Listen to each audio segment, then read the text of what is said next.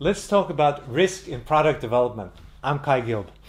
Many people, when they think about risk and risk mitigation, they think of it as a separate activity where you look for things that might not go as planned, where the results might be that you get some problems in your project. And there are various techniques where you identify these, put them in lists, and look at how to deal with them and mitigate these risks.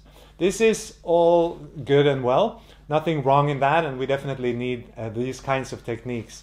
But in product development, I would say there are some more direct and stronger way and more integrated ways of dealing with risks. Now, when we talk about risks in projects, we're talking about the risk of the plan not going according to the plan, of something going wrong, of things not being as we thought, so it will cause some delay or problem down the line.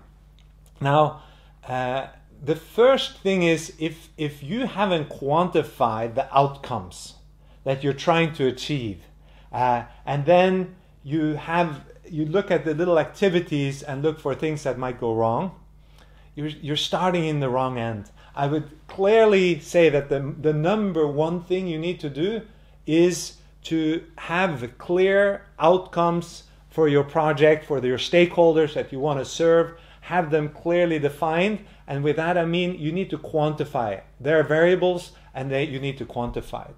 The second thing that is maybe the most powerful risk mitigation techniques of all is to make sure that you deliver to these outcomes that you have defined completely for each cycle, so that you don't have a plan and then you work and work and work, and then towards the end you try to ship towards your stakeholders. You might even do internal cycles of development, but still you ship towards your customers and your stakeholders towards the end, and then you suddenly find that things don't integrate, people haven't communicated clearly, you misunderstood the requirement. There's all kinds of problems that causes delays, which you're trying to identify with risk, right? Risk mitigation towards the end. The best way is not for some smart guy like yourself to go looking for risks.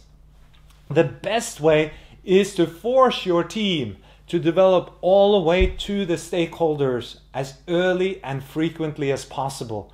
And by all the way, I mean you need to think about not just building like a function or feature into a tool, but making the value come all the way to the stakeholder.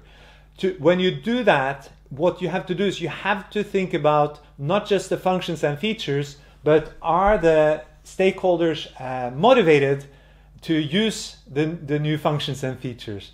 Do they have the training? Do they understand how to use it? Do they understand when to use it? Are they able to do it with all the other pressures they have in their work? Basically everything, right? Does it actually work with no quality, with high quality levels? Does it integrate with the other systems?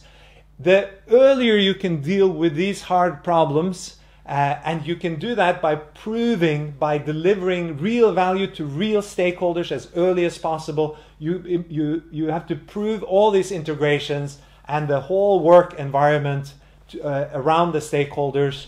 I would say that is the best way to mitigate risk. 2 steps. 1, have a clear idea of the outcome you want to achieve, and 2, deliver to those outcomes next week, the first week of your project and every week thereafter. Then you'll be mitigating the risks head on as you go along. That is much more powerful than any list of things that somebody think might go wrong. That's my advice on risk for today.